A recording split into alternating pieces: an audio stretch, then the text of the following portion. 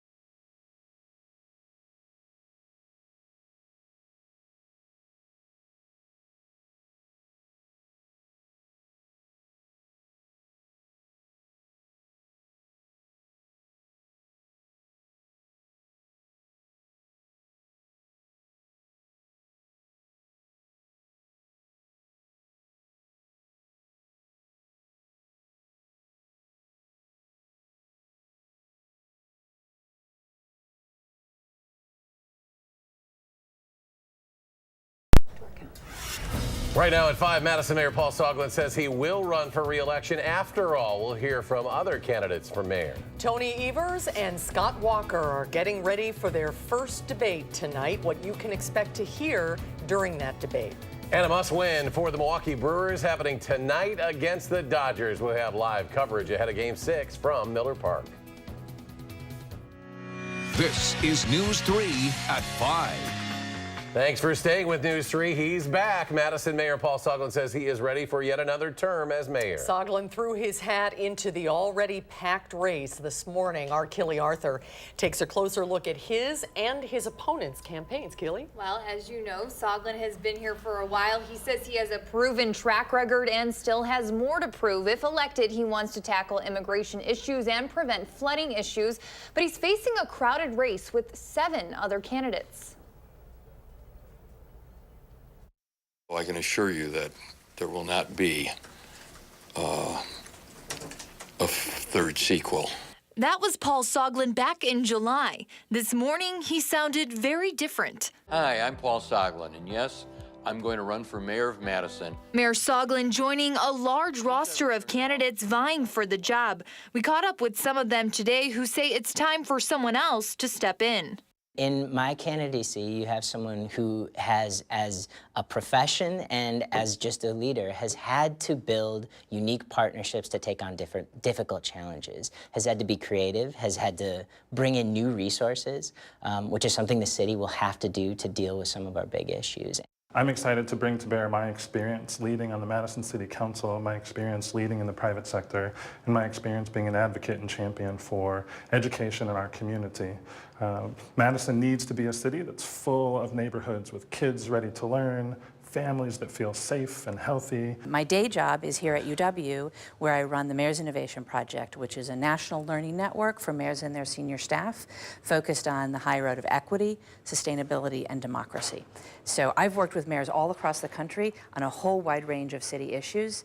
I have a chance to see what's working and what's not working. Candidate and local comedian Nick Hart's campaign wrote in a statement to us, quote, Nick Hart is still very excited for the upcoming campaign season and looks forward to discussing and exchanging any and all ideas around making the city we call home a better place. Fellow candidate and executive director of the Tenant Resource Center, Brenda Conkle, posted on Facebook, not excited about the news of Soglin being back in the race. Time for a change. I'm still in. You can help by donating. Adding in an email to us that she looks forward to some good debates. Candidate Michael Flores, a former school board member and current firefighter, told us he was unavailable to comment because he was on shift. And we reached out to City of Madison Racial Equity Coordinator and Madison Mayor hopeful Tatiana Pettaway. She did not immediately return our request for comment. Now the race will narrow down a little bit in the primary in in February, and then the general election is, of course, April 2nd. Crowded field. All right, thank you, Keely. All right, it's homecoming weekend here in Madison. Let's get a look at your first alert weather. Chief Meteorologist Gary Canalti joining us. He is in the Weather Center. Gary?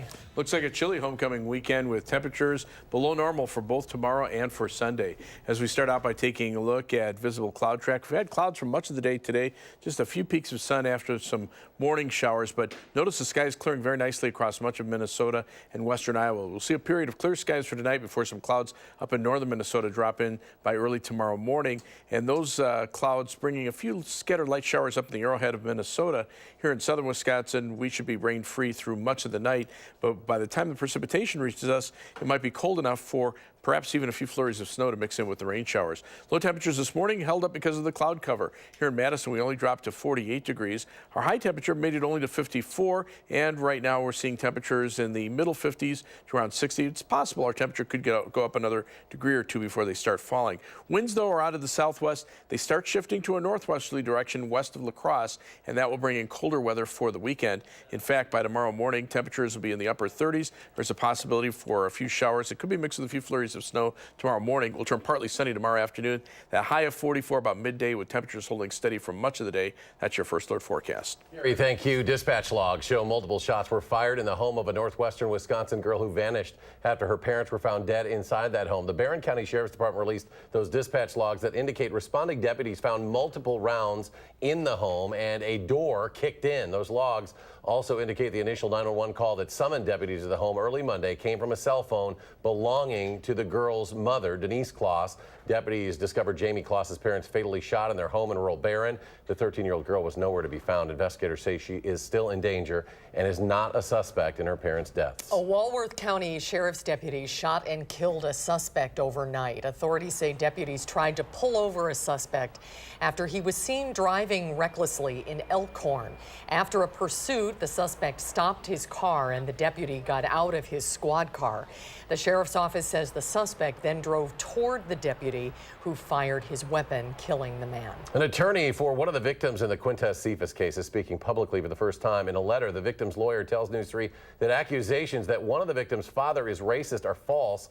Cephas filed a lawsuit against the UW earlier in October, claiming his rights were violated during the university's investigation into the alleged sexual assaults. In that suit, Cephas said officials were pressured to speed up the investigation by one of the victim's father because he's a donor and a UW-Madison alum. Cephas alleges the father used racially derogatory terms in describing Cephas during a July meeting. Attorney Lester Pines, who represents one of the victims, says he was at the meeting and that is untrue. Cephas is accused of sexually assaulting two women. The UW wide receiver was suspended indefinitely from the team. He's set to stand trial next year. Beloit police arrested 3 teenagers accused of attempting to break into a home this morning. Police say a resident at that home on Winchester Drive at the time of the attempted robbery heard a disturbance from one of the back windows on that home and saw someone trying to break in. Police found and arrested 18-year-old Kerwin Jarrett, 19-year-old Luis Cautel Lopez, and 17-year-old Omar Lopez nearby after they left the scene in a vehicle. Officers found stolen items and the 3 teens admitting to robbing another home on Sarah Lane. Tonight, we'll get a chance to see the candidates for governor in Wisconsin debate for the first time. Republican Governor Scott Walker trying to become the second governor in state history to be elected to a 3rd term, but he is locked in quite the battle against his Democratic challenger, Tony Evers. Rose Schmidt explains what we should be watching for in this debate tonight. Rose? Eric and Susan, today Governor Walker is alleging that Tony Evers plagiarized sections of the state budget request for the education department that he runs. Evers sent a statement today saying the document should have been cited properly, and he's changed his staff's protocol going forward. We can also expect to hear tonight about key issues like health care and roads. Evers is referring to potholes as Scott holes after news that Wisconsin has some of the worst roads in the country. Evers says everything's on the table when it comes to fixing those roads, including raising the gas tax. But Walker is alleging that Evers would raise that tax by as much as $1 per gallon, something Evers called ridiculous. Evers is going after Walker on where he stands on guaranteeing health care coverage for people with pre-existing conditions, something the governor has promised to do.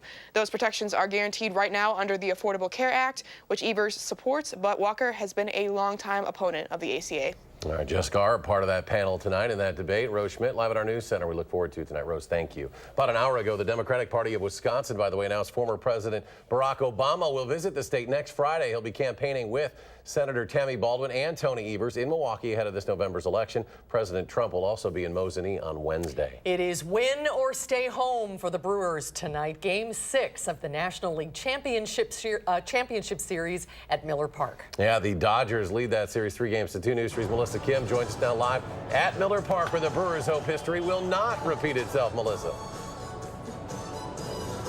Indeed. Hey there, Eric and Susan. Yeah, the Brewers, they just started taking batting practice behind me here a few minutes ago, and they really are hoping that the 2011 season specifically does not repeat itself tonight. Now, back then, the Brewers and Cardinals were in Game 6 of the NLCS, and the Brewers ended up losing the pennant to St. Louis. Now, the Brewers have to win tonight in order to force a Game 7, which would be back here tomorrow night at Miller Park. Now, the pitching matchup for tonight will be Wade Miley again for the Brewers against Hyunjin Ryu for the Dodgers. Now, both these guys pitched Game 2 last Saturday, which the Dodgers won.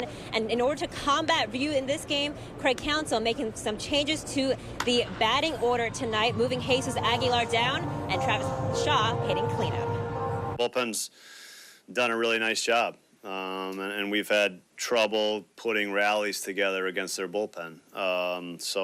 We'll try to make it as tough as we can against them. Hopefully it's, we've scored some runs early, but make it hard. We're just trying to make it as hard on them as we can.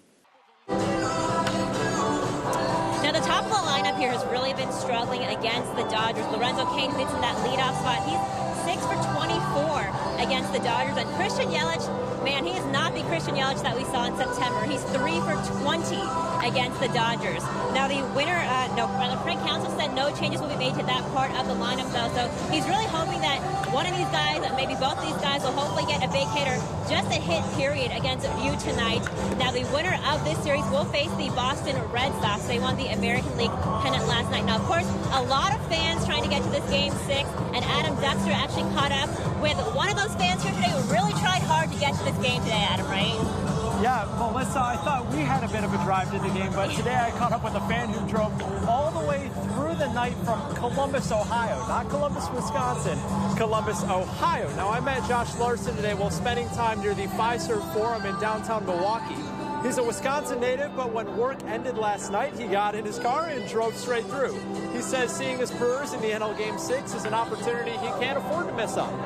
You got to take advantage of this season, right? I want to see us in the playoffs. I want to see the Brewers do well, and it's not too often that you get a chance to see the Brewers in the NLCS, so I had to come up and check them out.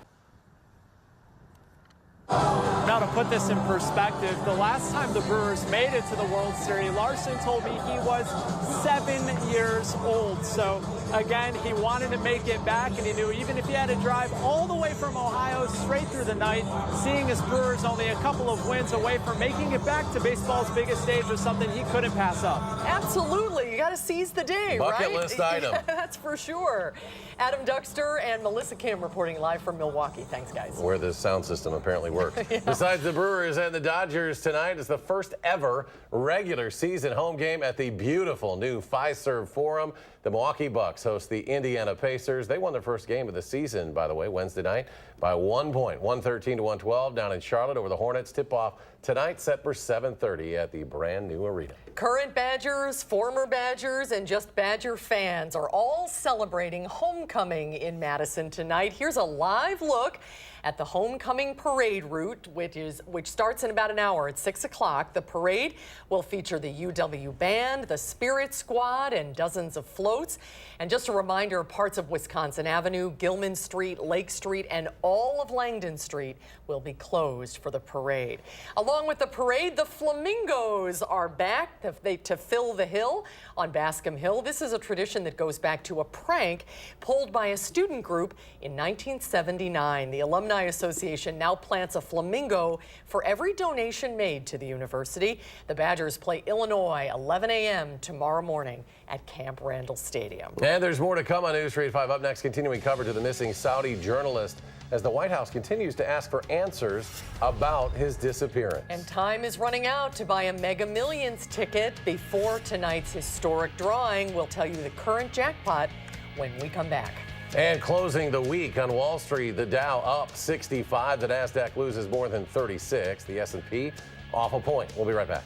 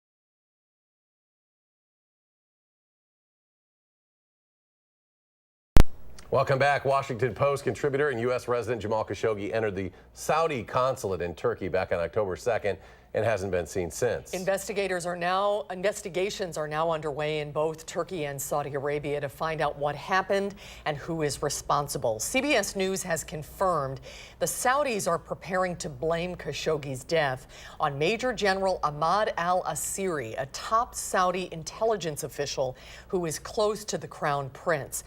President Trump says he believes it's likely Khashoggi is dead and said there will be consequences for those responsible. The Mega Millions jackpot has soared to an estimated $1 billion as the second largest lottery prize in U.S. history gets even bigger. Lottery officials increased the grand prize just hours ahead of tonight's drawing. Although the jackpot keeps increasing, the odds of winning remain stuck at 1 in 302 million. The prize has grown so large because no one has hit the jackpot since July 24th.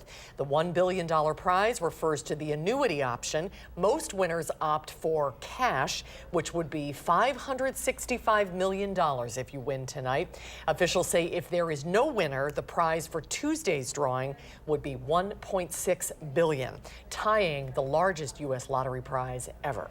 So after taxes in Wisconsin, if you were wondering, we looked it up, a little under $400 million. After taxes, Gary's got quite the jackpot on tap for the weather. As you can tell, he's out there. It looks a little chilly, a little breezy, and we're going to have more of that this weekend, right, Gary? It is going to be a chilly weekend. Temperatures only in the 40s for tomorrow and for Sunday, and possibly could even see a few flurries of snow mixed in with rain showers tomorrow morning. Let's start out by taking a look at the Badger forecast. Tomorrow, their kickoff is at 11 a.m. against Illinois, and at Camp Randall Stadium, there could be a couple of flurries, maybe mixed in with a couple of rain showers. Kickoff temperature around 40. We'll probably get up into the middle 40s about the middle part of the game, and by the time the fifth quarter rolls around, we'll be back down to around 42, and it'll be windy, so definitely bundle for the chill. And for tomorrow night, and I'm being very optimistic that tomorrow night the Brewers will play a Game 7. It's going to be chilly at Miller Park.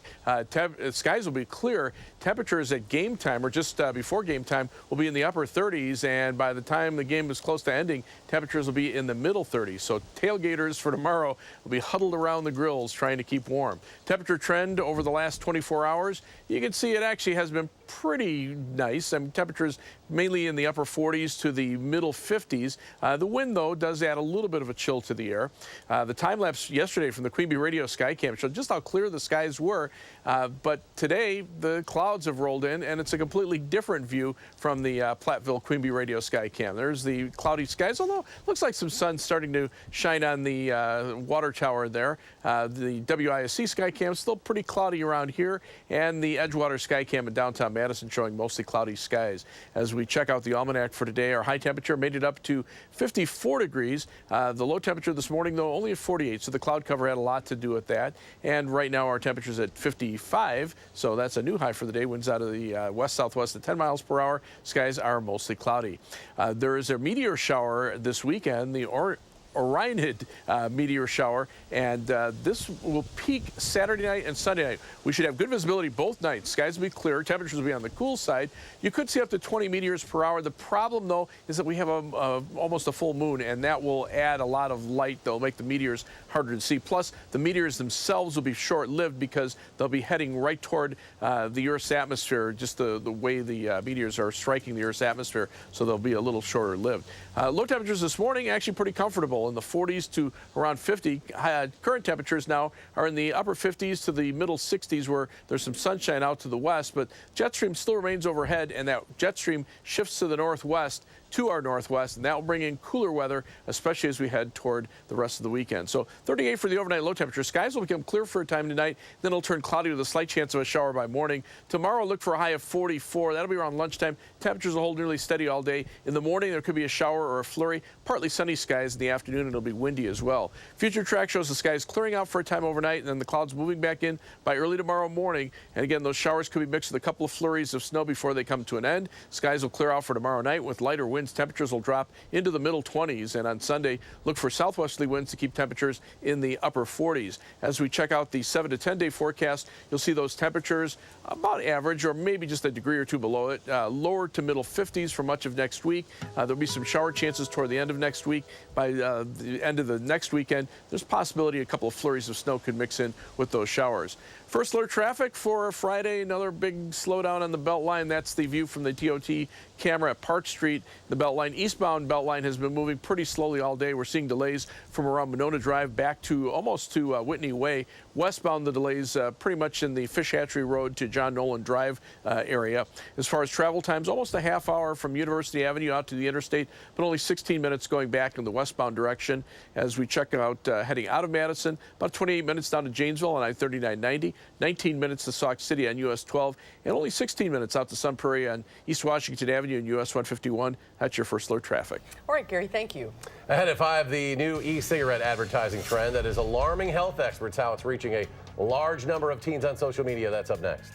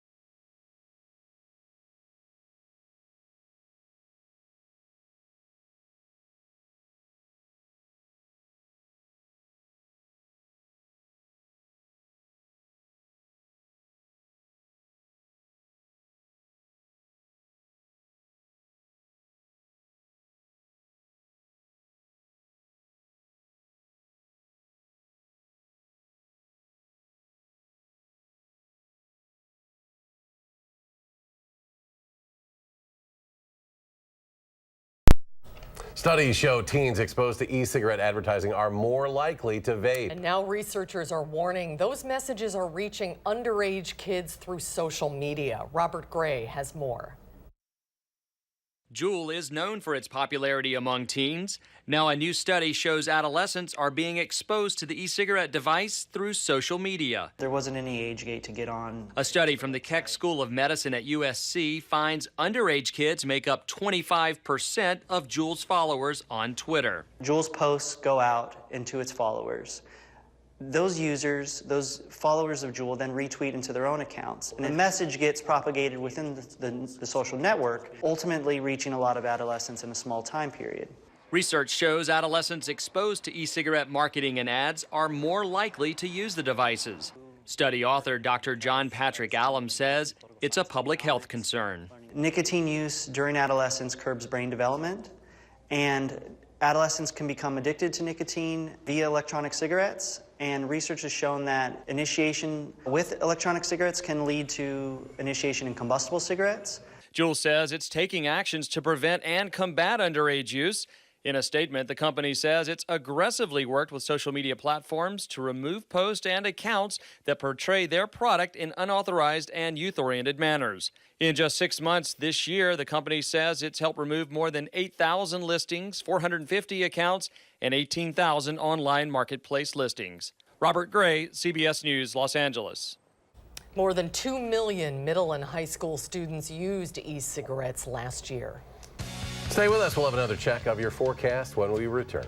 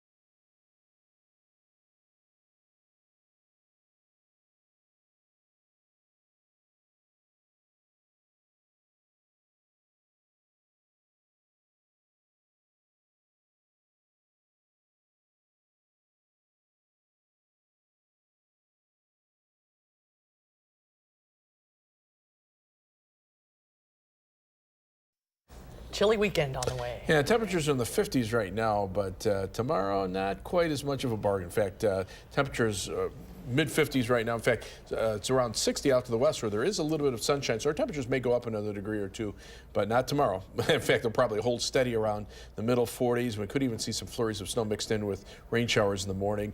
Then after a 48 high on Sunday, temperatures mainly in the 50s next week. Some shower chances toward the end of the week, and those can mix with some flurries Saturday night and Sunday morning. Well, we welcome all those alums back to town to enjoy a beautiful Madison weather weekend. See you in 30 minutes for News 3 at 6. CBS Evening News is next.